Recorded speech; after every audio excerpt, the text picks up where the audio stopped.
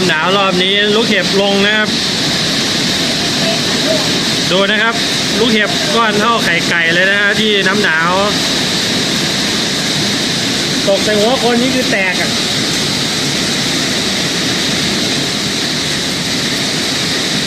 ดูดิเต็มเลย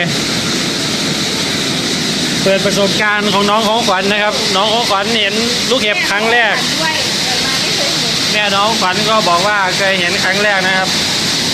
ตอนนี้เต็มหน้าบ้านเราแล้วครับลูกเห็บเขาดูนะนั่นคือลูกเห็บมันคือลูกเห็บลูกก็คือเหมือนน้ำแข็งใช่มันคืออากาศที่แบบเย็นจัดฝนที่โดนอากาศเย็นจัดลงมาก็จะเป็นลูกเห็บตอนนี้เราดูลูกเห็บกันนะครับดูลูกเห็บที่น้ำหนาวนะฮะใช่จนกว่าฝนจะหยุดตกมันแหละพอฝนหยุดตกเราไปดูมันก็จะเหมือนหิมะวันนี้วันที่22เมษายน2566นะครับเรามาที่น้ำหนาวนะครับกะว่าจะเอาต้นไม้มาปลูกนะฮะมาเจอพายุลูกเห็บพอดีนะครับดูนะฮะรถเราก็จอดอยู่หน้าบ้านนะครับขณะนี้น่าจะเต็มหน้าบ้านแล้วนะครับนี่นะครับดูนะฮะ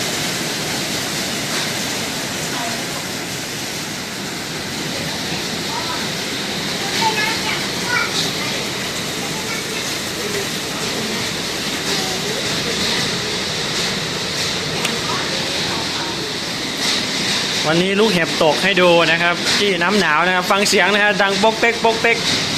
ถ้าเราซูมไปดูนะครับก็จะเหมือนน้ำแข็งกำลังกระเด็นลงมานะครับ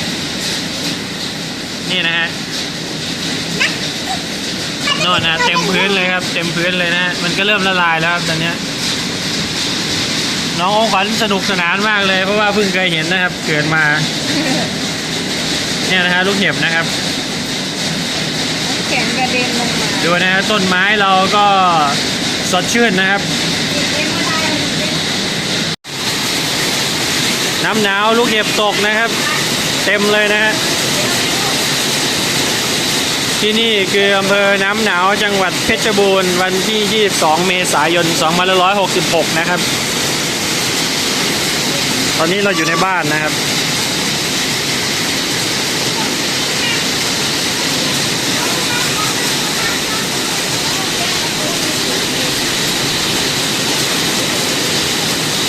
ฝนตกหนักแล้วก็ลูกเห็บก็มาด้วยนะครับ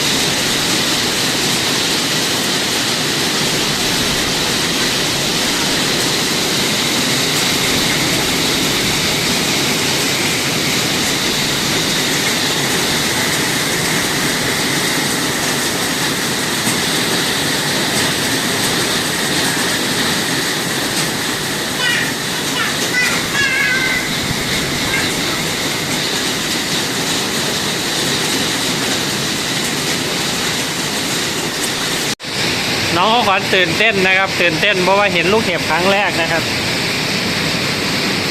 เนี่ยนะน้องขวัญตื่นเต้นมากเลยแม่น้องขวัญก็ตื่นเต้น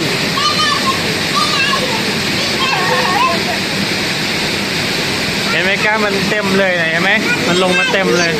เยอะๆเลยมันเยอะมากเลยเนี่ยเห็นไหมน้องมันเปียกเอาอันนี้ลงเอาอันนี้ลงเปียกค่ะแม่จะปิดนะคะปิดไว้